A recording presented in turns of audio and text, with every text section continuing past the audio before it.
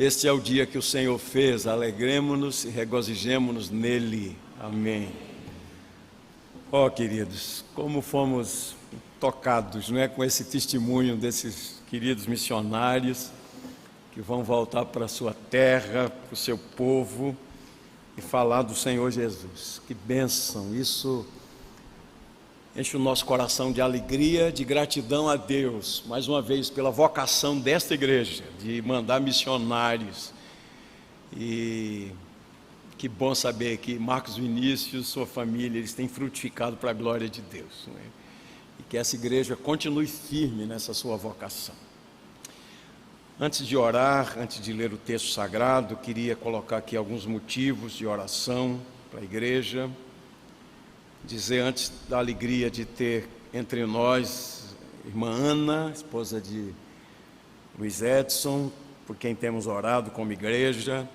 Nosso irmão Francisco também está ali ao lado da Dona Ísia, a igreja tem orado por ele, ainda está sendo acompanhado, mas vamos continuar orando por esses queridos irmãos. E hoje Luiz Edson chegou ali, quando estávamos nos preparando para a oração, antes de chegarmos aqui, sem a sua bengalinha, né? Diz que hoje vai distribuir a Santa Ceia. Graças a Deus, Luiz.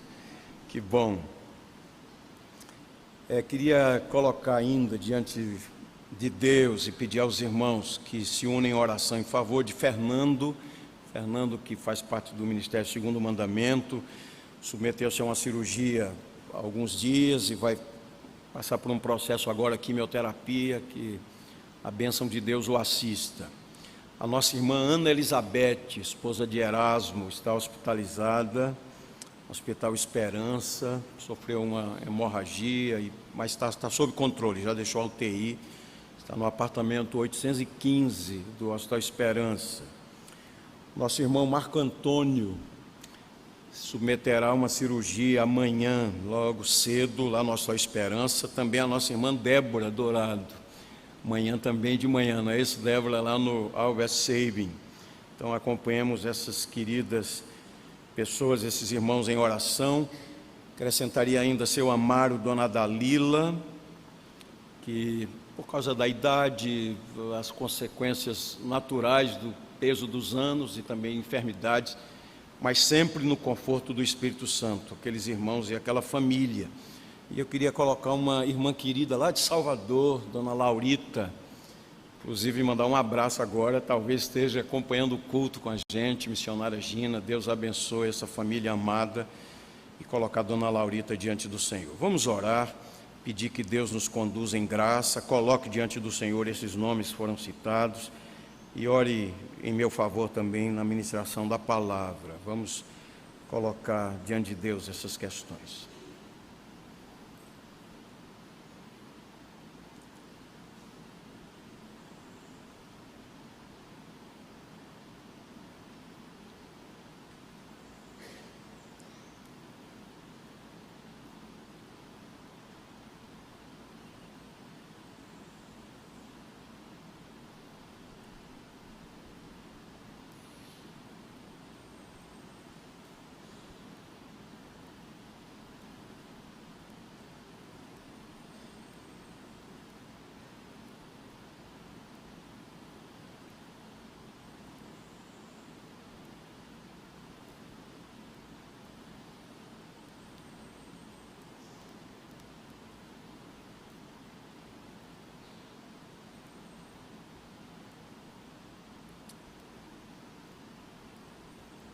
Pai querido, já tens alegrado o nosso coração nesta manhã, já renovaste as tuas misericórdias, já nos edificaste quando ouvimos o testemunho desses dois moços missionários que voltarão para o seu país, para a sua gente, para falar de Jesus. Nós te damos graças pela Igreja das Graças, que foi instrumento teu. Te bendizemos pela família de Marcos Vinícius, aqueles missionários comprometidos com o Senhor, pelo Palavra da Vida Norte, que foi a escola de formação desses queridos irmãos. Como é bom ver a tua obra crescendo, o reino se expandindo, pessoas conhecendo a Jesus consagrando suas vidas. Te bendizemos pelos nossos alunos, os membros da nossa igreja que concluíram o seu curso lá no Palavra da Vida Norte. Abençoa a tua filha Lúcia, que iniciará um ministério tão difícil, Senhor, mas é a vocação que o Senhor deu a ela e não temos dúvida da tua capacitação. Queremos nos alegrar com a presença da irmã Ana, irmão Francisco. Queremos te bendizer pelo êxito da cirurgia de Fernando, pedir a tua bênção nesse período agora de tratamento, de quimioterapia.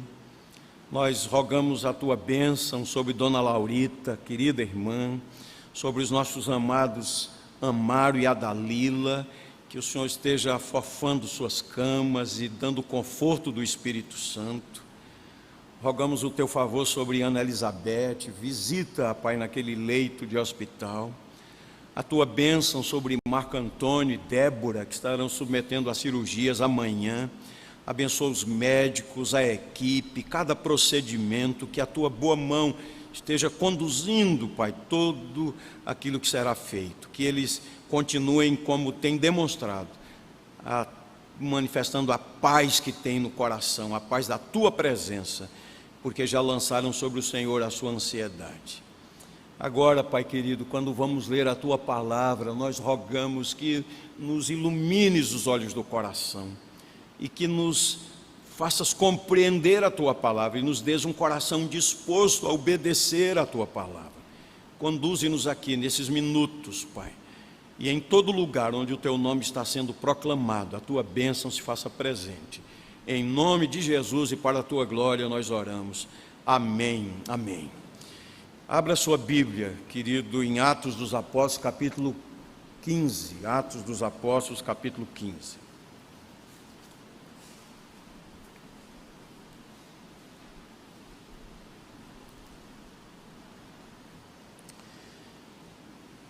Nós temos um texto que fala sobre uma reunião importante na cidade de Jerusalém, a sede da igreja mãe.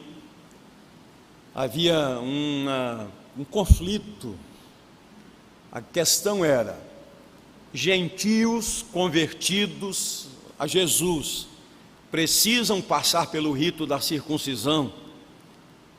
Alguns judeus, fariseus, que haviam abraçado a fé, tinham essa convicção: um gentio só pode ser considerado um cristão verdadeiro se antes passar pelo rito da circuncisão, conforme a lei de Moisés. E a gente está vivendo um momento do livro dos Atos dos Apóstolos, quando a porta aos gentios já foi aberta. Pedro pregou na casa de Cornélio. Tivemos a primeira viagem missionária, muitos gentios abraçaram a fé. E esse capítulo 15 nos fala de alguns que desceram de Jerusalém, foram até Antioquia da Síria, foram exatamente dizer isto: os gentios dessa igreja precisam passar pelo rito da circuncisão.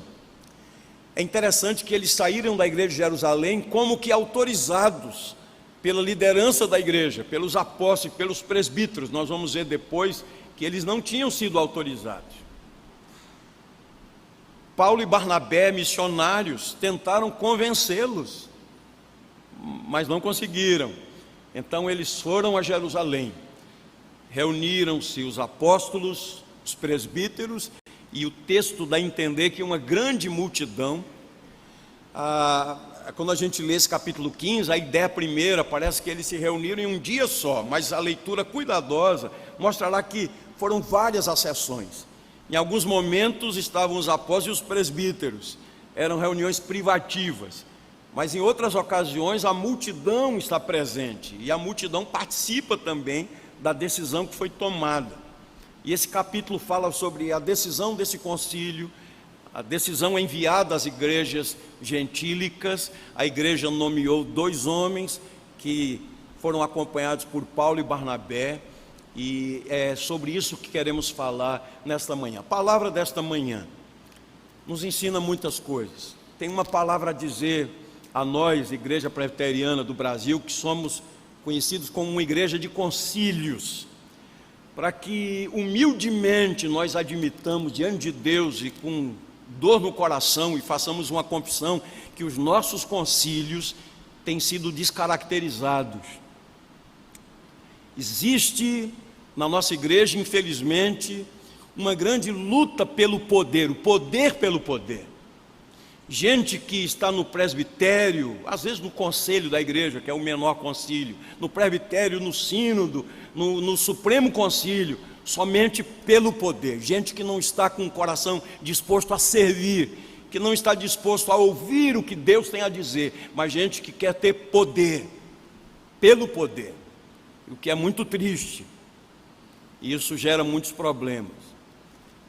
O texto nos ensinará sobre a convivência fraterna, como nós devemos respeitar os outros, às vezes até mesmo abrir mão de direitos. Paulo ensina isso muito bem na sua primeira carta aos Coríntios, capítulos de 8 a 10, que a nossa liberdade é limitada pelo amor. Há coisas lícitas que não convêm. Então vamos ler, o texto é longo porque vai até o versículo 35 de Atos 15, e nós temos, obviamente, uma limitação de tempo do culto, e temos celebração da ceia, e temos escola dominical, que são tão importantes. Então vou ler a partir do verso 22, então, feito esse resumo do capítulo, a partir do versículo 22.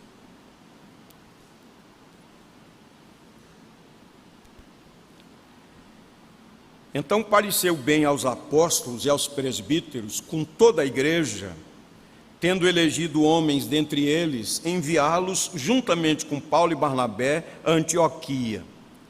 Foram Judas, chamado Barsabás, e Silas. E vejam a expressão sobre esses homens: homens notáveis entre os irmãos. Escrevendo por mãos deles, os irmãos, tanto os apóstolos como presbíteros, aos irmãos de entre os gentios, em Antioquia, Síria e Cilícia, saudações. Visto sabermos que alguns que saíram de entre nós, sem nenhuma autorização, vos têm perturbado com palavras, transtornando a vossa alma, pareceu-nos bem, chegados a pleno acordo, eleger alguns homens e enviá-los a vós outros, com os nossos amados Barnabé e Paulo. Homens que têm exposto a vida pelo nome de nosso Senhor Jesus Cristo. Queridos, abrindo um parênteses rapidamente, nós precisamos em nossos concílios de homens assim, como Judas e Silas, homens notáveis entre os irmãos. E precisamos de homens assim como Paulo e Barnabé, homens que têm exposto a vida pelo nome do Senhor Jesus, ou seja, pessoas tão comprometidas com o Senhor Jesus, tão identificados com o Senhor Jesus, que assumem determinados cargos, determinadas funções, determinadas demandas por causa da sua relação com o Senhor, não porque são amigos dos poderosos da igreja, mas porque são comprometidos com o Senhor e são servos do Senhor. Vejam outra coisa preciosa também daquela decisão do concílio. Verso 28, pareceu bem ao Espírito Santo e a nós, estavam em harmonia com o Espírito do Senhor, não vos impor maior encargo além dessas coisas essenciais, que vos abstenhais das coisas sacrificadas a ídolos, bem como do sangue e da carne de animais sufocados e das relações sexuais ilícitas. Dessas coisas fareis bem se vos guardardes saúde. Essa era a mensagem. Verso 30, os que foram enviados desceram logo para Antioquia e, tendo reunido a comunidade, entregaram a epístola. Quando a leram, sobremaneira se alegraram pelo conforto recebido. Judas e Silas, que eram também profetas, consolaram os irmãos com muitos conselhos e os fortaleceram. Tendo-se demorado ali algum tempo, os irmãos os deixaram voltar em paz aos que os enviaram. Mas pareceu bem a Silas permanecer ali. Paulo e Barnabé demoraram-se em Antioquia, ensinando e pregando com muitos outros a palavra do Senhor. Que Deus nos abençoe e nos conceda graça nesta ministração. Amém, amém. Queria só lembrar, o pastor Sérgio não está entre nós, porque viajou ao sertão para visitar o campo lá em Serra Branca. Queria dividir essa mensagem de forma bem objetiva em 4 pontos, né? Então, geralmente eu não sou muito criativo assim de fazer as divisões certinhas, mas descobri aqui no texto 4 Cs e vou fazer essa divisão assim até para a gente guardar, né? Controvérsia, concílio, consenso e conforto. Olha aí, tá vendo como eu estou aprendendo nessas coisas, né? Então, esses 4 pontos. Primeiro, a controvérsia. Vamos dividir os primeiros 5 versículos aqui. O texto diz que indivíduos desceram da Judéia até Antioquia e ensinavam que a circuncisão era necessária para a salvação. Você pode olhar aí rapidamente no verso 1. Alguns indivíduos que desceram da Judéia ensinavam aos irmãos: se não vos circuncidares segundo o costume de Moisés, não podeis ser salvos. Então estavam dizendo, a circuncisão é essencial à salvação. Também no verso 5, depois de Paulo e Barnabé terem falado, insurgiram-se, entretanto, alguns da seita dos fariseus que haviam crido, dizendo: é necessário circuncidá-los e determinar-lhes que observem a lei de Moisés. Na verdade, eles falavam como representantes legítimos da igreja na Judéia, da igreja de Jerusalém, e como observamos depois com a decisão do concílio, eles não eram autorizados coisa nenhuma, então estavam faltando com a verdade, eles tinham uma questão pessoal e estavam falando em nome da igreja. E queridos, quando lemos os capítulos que antecedem esse capítulo 15, a pregação da igreja era uma só, era o Senhor Jesus Cristo. O apóstolo Pedro pregou lá em Jerusalém, Atos capítulo 4, versículo 12, diante do Sinédrio: abaixo do céu não existe nenhum outro nome dado entre os homens pelo qual importa que sejamos salvos. A igreja pregava com muita autoridade, com muita convicção, no poder do Espírito Santo: salvação é obra de Deus, do início ao fim, é graça de Deus. Então a salvação é uma obra graciosa de Deus. O versículo 2 diz que os missionários Paulo e Barnabé tentaram resolver aquela controvérsia, mas sem sucesso. Os que estavam defendendo a circuncisão defendiam não só a circuncisão, mas também os costumes de Moisés. Como a coisa não tinha sido resolvida ali no âmbito da igreja local, a decisão foi de levar o caso à liderança da igreja, a igreja mãe.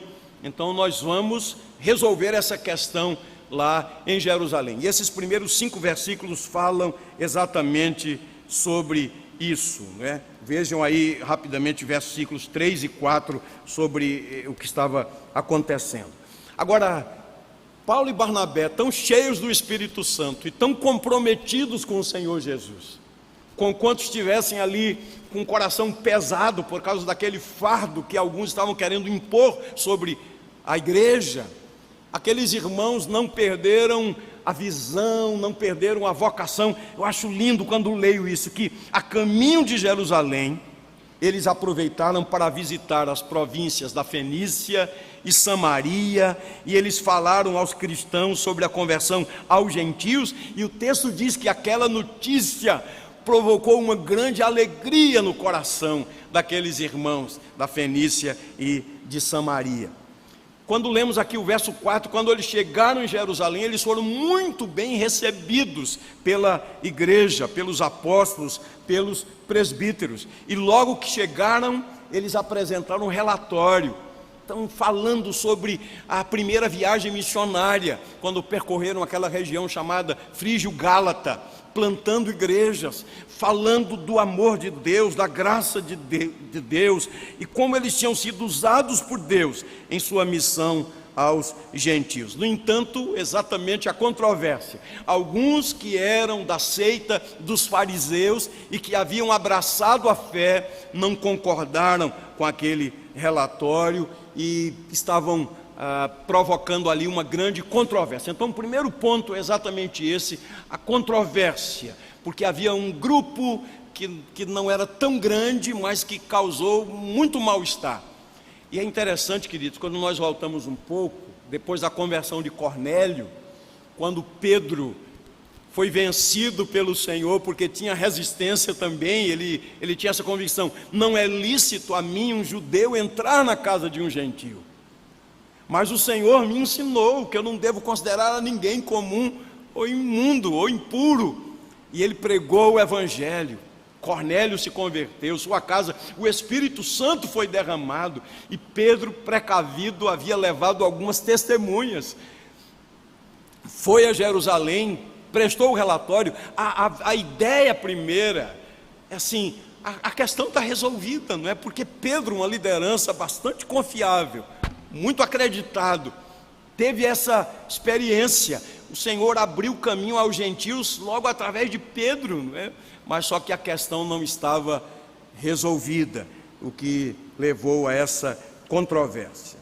Segundo ponto que queria discutir com os irmãos aqui é o concílio, desde o verso 6 até o verso 21. O texto diz que todos os membros da igreja, certamente havia uma multidão ali, porque a igreja de Jerusalém era uma igreja muito grande, a gente acompanhou, 120, 3.000, 5.000, depois dia a dia o Senhor ia acrescentando os que iam sendo salvos, certamente havia uma multidão. Eles ouviram o relatório de Paulo e Barnabé, mas agora, como eu disse a vocês, aquele concílio deve ter sido reunido em várias sessões, porque em alguns momentos fica evidente que estavam os apóstolos e os presbíteros tomando decisões. Em outras ocasiões a igreja estava presente e a igreja também participava. O texto fala sobre isso. Eu queria sintetizar que quando o concílio se reuniu, o primeiro a falar foi Pedro. Olha aí, desde a segunda parte do verso 7 até o verso 11. E Pedro está dizendo ter sido ele o primeiro missionário usado por Deus, chamado por Deus para pregar aos gentios. E Pedro dá o seguinte argumento forte: Deus confirmou a autenticidade da fé dos gentios quando o Espírito Santo foi derramado sobre eles, da mesma maneira como aconteceu conosco lá em Jerusalém. Então o que Pedro está dizendo aqui é o seguinte: Deus não faz distinção entre judeus e gentios. E o argumento bem forte de Pedro, muito contundente aí, verso 10, quem não aceita a inclusão dos gentios, está tentando a Deus, sugerindo que a obra de Deus não seja suficiente, porque se for necessário acrescentar alguma coisa à obra de Deus, então a obra de Deus não é suficiente. E Pedro concluiu a sua palavra, olha aí, verso 11, reiterando que a salvação se dá pela graça de Deus em nosso Senhor Jesus Cristo. Então primeiro falou Pedro, depois falaram Paulo e Barnabé, já tinham falado à igreja, agora estão falando no concílio, e eles dão um testemunho certamente muito apaixonado, com muito fervor. Você pode imaginar aqueles dois homens de Deus, cheios do Espírito Santo, falando em nome do Senhor. Quem sabe o texto não diz, apenas imaginando Paulo lembrando sua conversão, lembrando que recebera o Evangelho diretamente do Senhor Jesus, porque esse é um tema recorrente na pregação de Paulo. Agora ele vai fazer isso na terceira viagem missionária, especialmente quando escreve aos Coríntios, aos Romanos e aos Gálatas, lá da Ásia Menor. E escrevendo aos Gálatas, ele fala exatamente sobre isso: ó Gálatas insensatos, quem vos fascinou? Ele está dizendo, quando Jesus foi pregado diante de vocês, Paulo dá a entender o seguinte, que o Evangelho foi pregado com tanta clareza, com tanta profundidade, que é como se o Senhor Jesus tivesse sido crucificado diante deles, tamanha a expressão clara da pregação do Evangelho. E Paulo falava assim com convicção: se alguém vos anunciar um outro evangelho que vá além daquele que vos anunciamos, disse isso na carta aos Gálatas, seja anátema. E ele diz mais: ainda que desça um anjo do céu e vos pregue um outro evangelho. E ele conta da sua experiência, como havia recebido o evangelho diretamente do Senhor Jesus. Então a gente pode imaginar que a exposição de Paulo e Barnabé foi uma exposição clara, poderosa, apaixonada, e eles tinham um relatório, eles falavam sobre a conversão dos gentios, o que aconteceu em Antioquia da Psídia, em Icônio, em Listra, em Derbe, todo aquele testemunho falaram os apóstolos. Depois foi Tiago, irmão do Senhor, líder da igreja, muito respeitado, e ele faz referência à fala de Pedro, e que me impressiona na palavra de Tiago, é que a palavra dele é toda fundamentada na Bíblia. Ele não está falando a partir da experiência, mas ele está falando da palavra de Deus. Versos 13 e 14, Tiago se mostrou convicto de que Deus visitou os gentios, a fim de constituir entre eles um povo para o seu nome. Sabe, queridos, cada detalhe na Bíblia não está posto aí aleatoriamente. Cada escritor o fez sob a inspiração do Espírito Santo. E quando Lucas, inspirado pelo Espírito Santo, registrou essa palavra de Tiago, essa palavra é tão importante. Vejam bem, queridos, que a palavra que ele usou aqui, palavra grega para povo, todos compreendiam muito bem. Era uma palavra que os judeus usavam especificamente para eles, como o povo de Deus. E agora Tiago está usando a mesma palavra para dizer que os gentios que estão em Cristo Jesus, eles também fazem parte do povo de Deus. Assim como os judeus, assim também os gentios. Os judeus usavam essa palavra apenas para se referirem aos seus compatriotas, os judeus. Mas agora Tiago está usando essa mesma palavra. E ele cita aqui o profeta Amós, no capítulo 9 de Amós, versículos 11 e 12. Então vejam, lendo aqui o texto no livro de Atos, versículo 16 a 18. Cumpridas essas coisas, o verso 15, conferem com isso as palavras dos profetas, como está escrito: cumpridas essas coisas, voltarei e reedificarei o tabernáculo caído de Davi, e levantando de suas ruínas, restaurá-lo-ei, para que os demais homens busquem o Senhor, e também todos os gentios sobre os quais tem sido invocado o meu nome, diz o Senhor, que faz coisas conhecidas desde séculos. Citada a palavra de Deus, fundamentando o argumento da igreja com a Escritura Sagrada, Tiago conclui: pelo que julgo eu, não devemos perturbar aqueles que dentre os gentios se convertem a Deus. E Tiago, usando sua posição de liderança, de autoridade conferida pelo Senhor, bem fundamentado na palavra de Deus, ele fez uma proposta. Ele propôs que enviassem uma carta às igrejas gentias, escrevendo aquilo que era essencial, como está aqui no verso de número 20, que se abstenham das contaminações dos ídolos, bem como das relações sexuais ilícitas, da carne de animais sufocados e do sangue. Certas exigências aos cristãos. Então,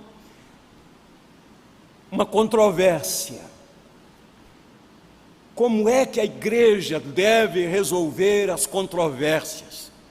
Procurando o diálogo. O apóstolo Paulo escreveu a Timóteo, capítulo 2, verso 24, primeira carta: não é bom que o servo do Senhor viva a contender, antes deve ser brando para com todos, apto para instruir e paciente. A Igreja Presbiteriana do Brasil é uma igreja de concílios e é uma igreja de presbíteros. Presbíteros docentes, presbíteros regentes. E quando o Novo Testamento instrui a igreja a escolher presbíteros, falando sobre suas qualificações, uma das qualificações, um presbítero não pode ser alguém contencioso, um presbítero não pode ser alguém iracundo, alguém que gosta de conflito, que faz conflito em tudo. Quando a igreja eleger presbíteros, docentes e regentes, precisa atentar para esse aspecto também. Reunião de concílio, seja na estrutura da nossa igreja, conselho da igreja, presbitério, sínodo, supremo concílio, não é uma queda de braço, não é uma luta de poder, não é quem grita mais, não é quem bate a mesa, não é para quem usa o argumento da força. Vejam como é que a igreja resolveu essa questão. Paulo e Barnabé deram testemunho, falaram de sua experiência pessoal. Pedro fala de sua vocação, como logo Pedro, que é tão resistente, o Senhor dizendo: Pedro, levanta-te, mata e come. De modo nenhum, Senhor. Tão resistente. Aí ele diz: o Senhor me ensinou que não devo fazer acepção de pessoas. Deus usou Pedro, querido, seria a pessoa menos indicada, humanamente falando, para abrir a porta do evangelho aos gentios. Mas Deus é assim, quem manda é Ele, né? Ele preparou o coração de Pedro e mandou Pedro. Isso nos ensina a nós, pastores e presbíteros, que somos membros de um conselho, de uma igreja local. Quando estivermos participando de uma reunião do conselho, nossa participação deve ser sempre fundamentada na palavra de Deus. Nossas palavras devem ser palavras para edificação. A gente pode discordar nas ideias, mas a gente tem que respeitar o outro. Pensar diferente não é crime. Agora, a gente precisa se render à verdade da palavra de Deus. Num concílio, se a minha ideia não prevaleceu, eu não fui derrotado. Em um concílio, quando a ideia do outro prevaleceu e ela é bíblica, ela não fere o ensinamento da palavra de Deus, deve ser acolhida por mim, que fui voto vencido.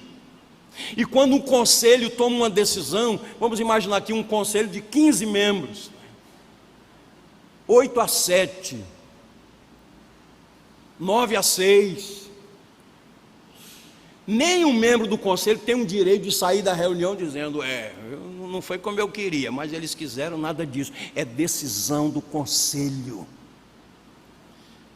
Porém, se qualquer decisão de qualquer concílio for de encontro à palavra de Deus, não estiver de acordo com a palavra de Deus, nós temos mecanismos, há recursos, há possibilidades.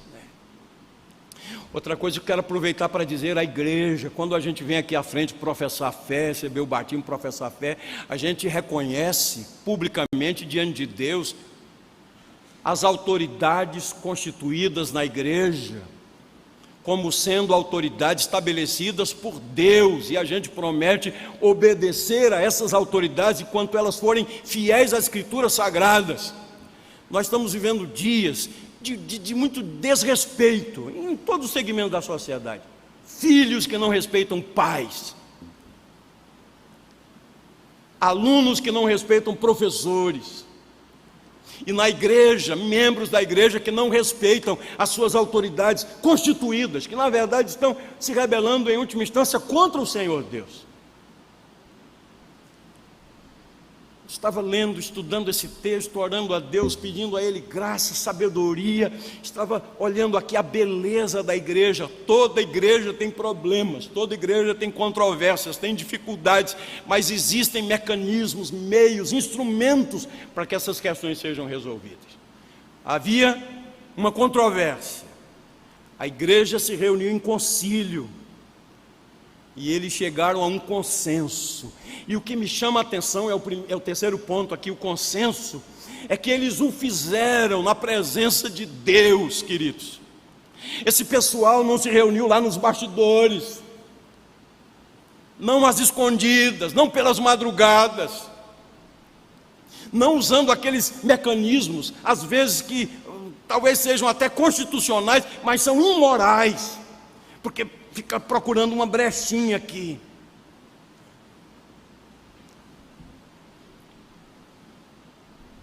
A igreja se reuniu ali na presença de Deus, e quando eles falam sobre o consenso, eles dizem: nós chegamos à conclusão e o fizemos em harmonia com o Espírito Santo.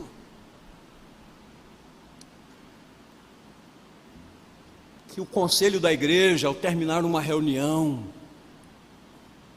saia dizendo assim: chegamos a um consenso na presença de Deus. Fomos conduzidos pelo Senhor.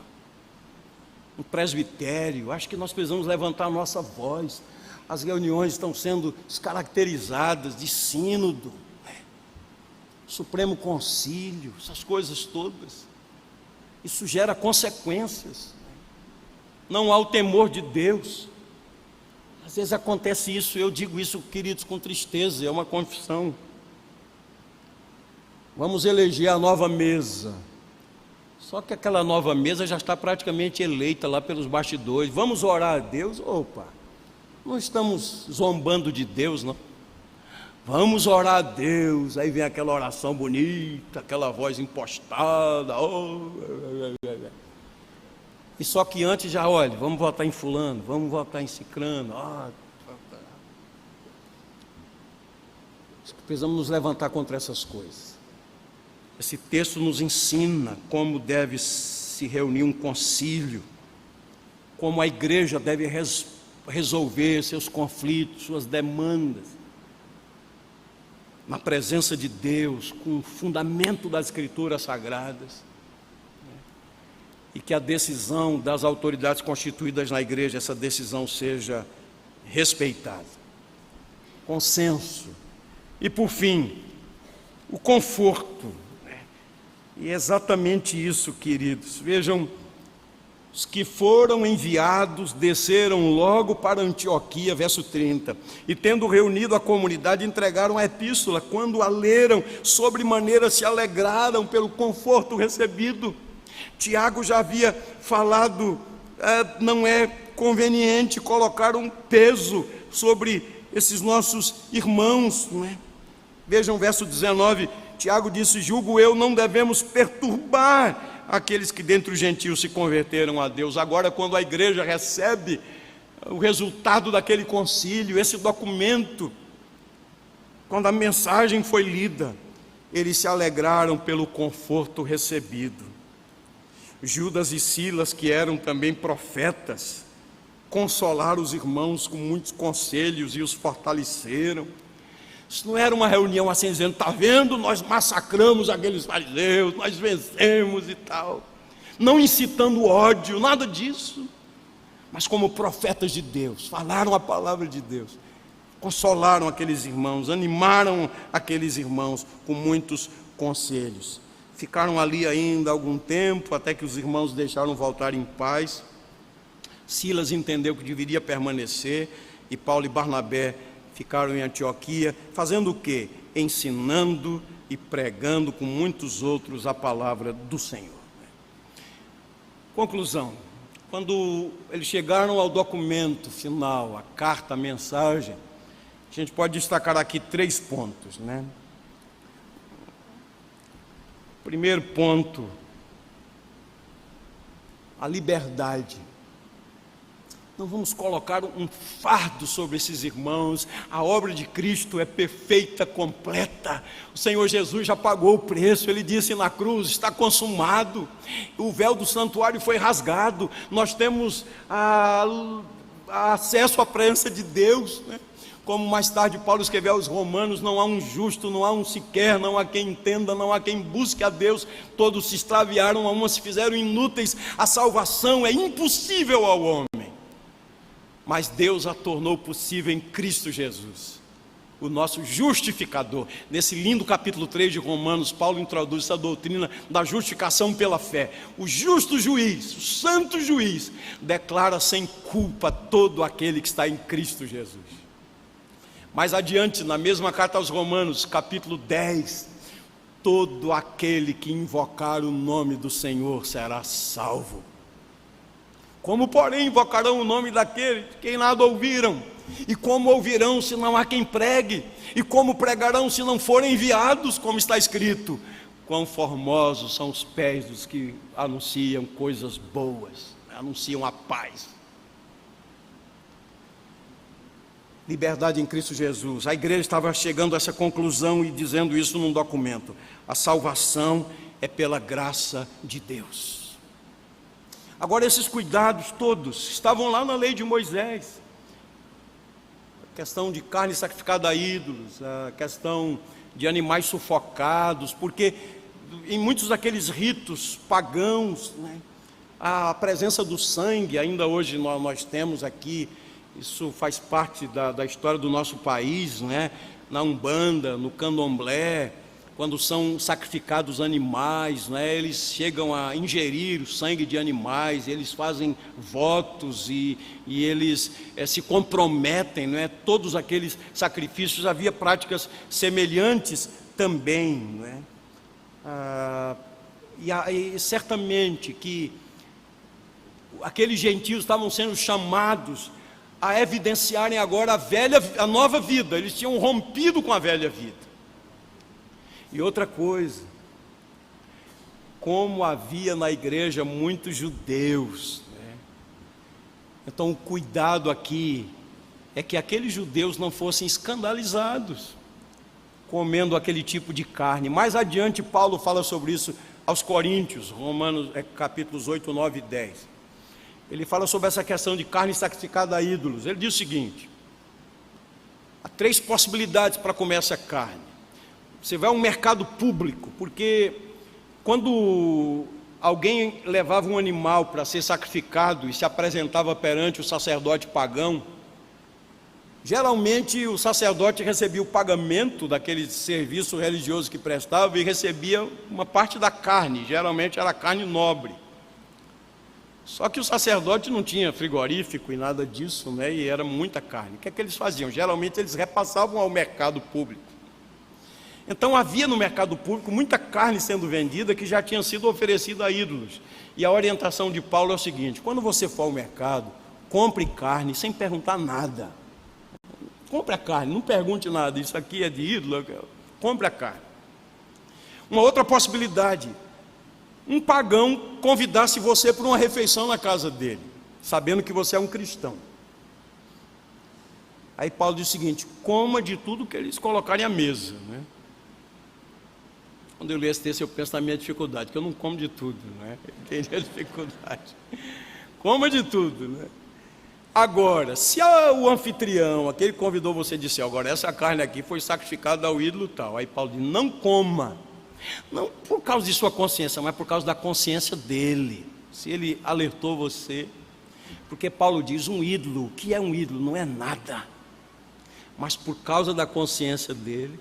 Havia uma terceira possibilidade: que um amigo seu convidasse você para uma solenidade pagã, lá no templo pagão. Aí Paulo diz: então lá você não apareça de jeito nenhum. Fico pensando aqui nas nossas festas populares, né? Festa junina foi transformada em festa joanina. Passou a ser uma festa idólatra. É idolatria mesmo, né? Eu morei no interior e eu via muito, você sabe, cidade do interior não tem muitos atrativos, né? Então, geralmente, qual é a grande festa na cidade? O dia do santo da cidade, da santa, do padroeiro, da padroeira, né? Então, é uma festa, artistas, parque infantil, né? Então, havia sempre essa questão. E aí, a gente pode participar dessas coisas, né? É uma festa idólatra, não é?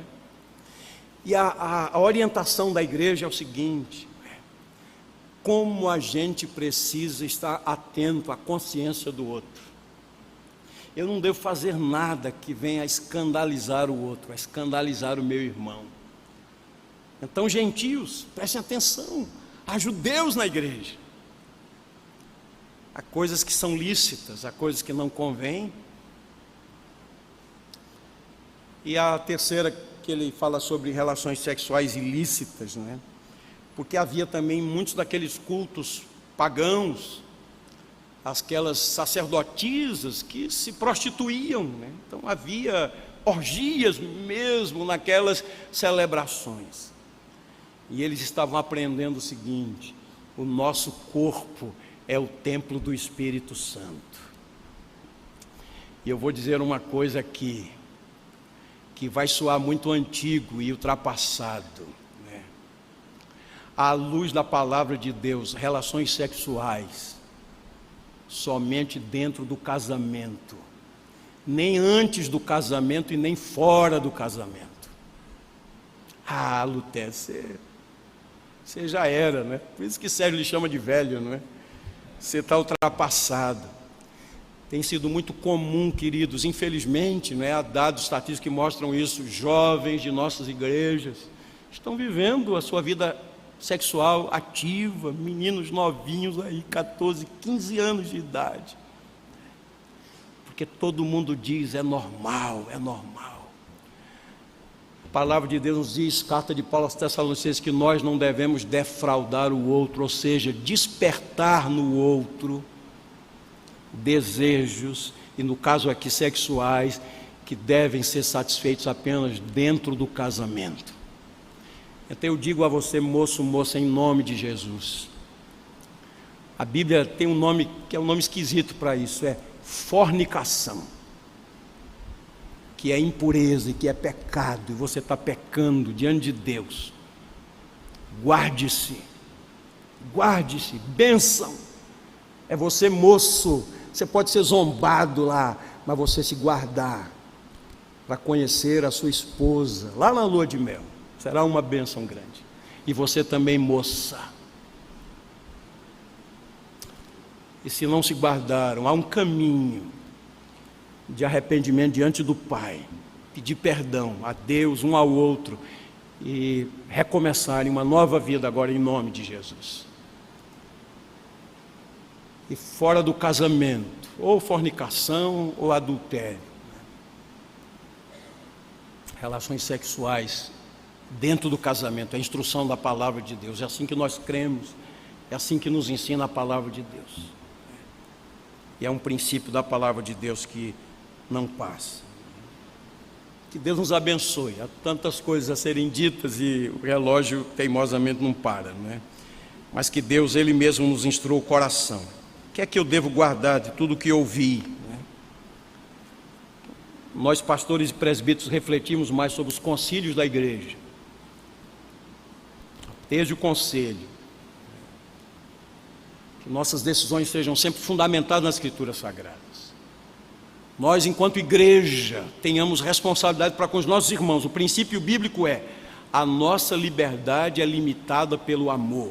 Esse negócio, não estou nem aí para o que você pensa, não é bíblico, não é cristão.